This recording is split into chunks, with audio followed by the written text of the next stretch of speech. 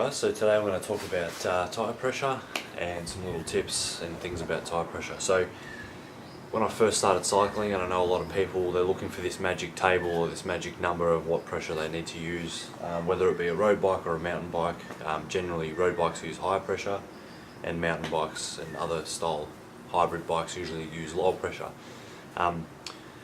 So yeah, the thing is with people, they're always looking for this little table of, oh, this is my weight, I want to know what pressure to use, but sadly there are rough guides, but nothing really like that exists. Reason being is there's a lot of factors that determine your pressure. So there's bike weight, there's your own weight, there's the type of tyre, the wheels you're running, type of bike, where you're riding, there's all those factors come into play. So for instance, there's always pressure limits on tyres and on wheels. So this tyre and wheel here, the tyre is 145 psi max. I can't remember what the wheel is, but I think it's around that or a little bit higher from memory. It's not written on the actual wheel, but I think it was in the manual that I got with the wheels, with the bike. So 145 max in this one. I run 120, that's high pressure. But another thing is the surface you're riding on and things like that. So if it's a dry day, I usually run 120. That's usually my max figure, and about 100 to 110 if it's wet or something like that. So a high pressure tyre, it means a faster ride, faster roll, but it also means it could also mean more tyre wear and less grip as well. So low pressure on the other hand, you get a bit more grip. You can also get more tyre wear this way as well. And it usually means you have a little bit more rolling resistance, so your rider might be a little bit slower.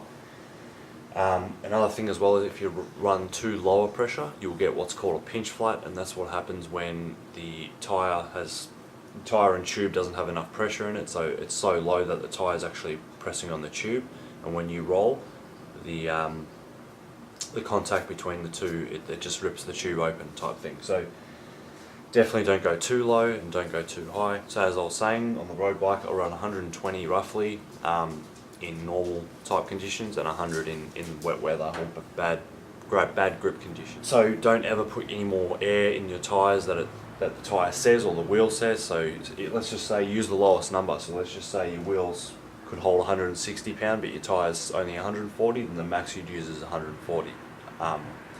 And you don't want to go, I don't usually go to the max. So as I said, the max of this tyre is 145, I go about 120. So I never like to max it out. It is a max, so I like to stay under it just a little bit. And yeah, as I said, so weight and all those things is going to matter when it comes to tyre pressure. It's something that you've got to try it yourself. If you're sitting on the bike and the wheels the tyres bulging out a little bit too much, maybe you need a little bit more pressure. As I said, don't exceed those max pressures.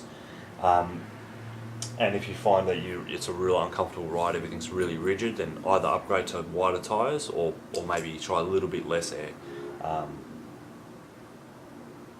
But remember, not too little, because you will get pinch flats and things like that. So as I said, 120 front and rear on this bike, the mountain bike. For me, if I'm riding the mountain bike somewhere where it's not slippery or anything like that, like maybe just on the road, I usually put about 55 pounds in it.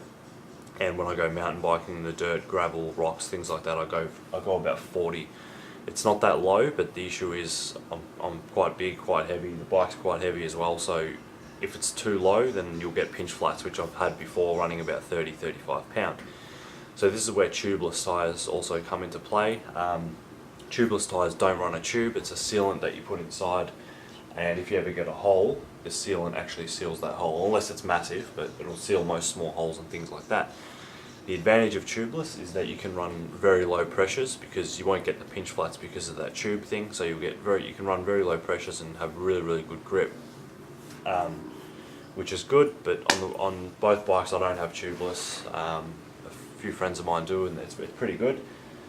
So as I said, general rule, you just got to work out and see what works for you. A friend of mine who's very light, 90 to 100 pounds for him is sufficient. It's a good rolling pressure. For me, as I said, 120, I'm pretty heavy. Yeah, as I said, it's going to depend on everything else. It's going to depend on your tyres. Some tyres are harder than others, so you may not need as much pressure because the tyre holds up the bike more than other tyres that might be really soft. Then you've got your bike weight and things like that. Another little tip is usually I put more air in the rear than I do the front, just because your weight is actually more so centered over the rear wheel, so you want more weight in the rear and a little bit less in the front, so you have that grip for steering and things like that.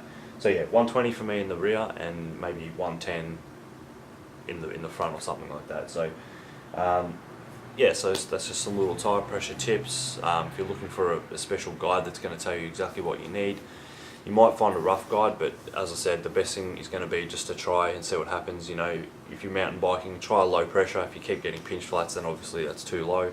Either go tubeless or put a bit more air in. And same with the high pressure side of things. If you find that it's a bit cushiony, or the tyre looks a bit flat, or you feel like there's a little bit of resistance happening, then try a bit more pressure. But as I said, don't exceed the max pressure for the tyre or the wheel, because they'll both have their max pressures. They'll both have the max pressures you can put in them, and as I said, you don't want to exceed those, because you'll start bending spokes and busting wheels and wrecking tyres and things like that. So anyway, hope these tips helped you. Any questions, let me know in the comments below. Hope you enjoyed. Thanks for watching, and I'll see you soon.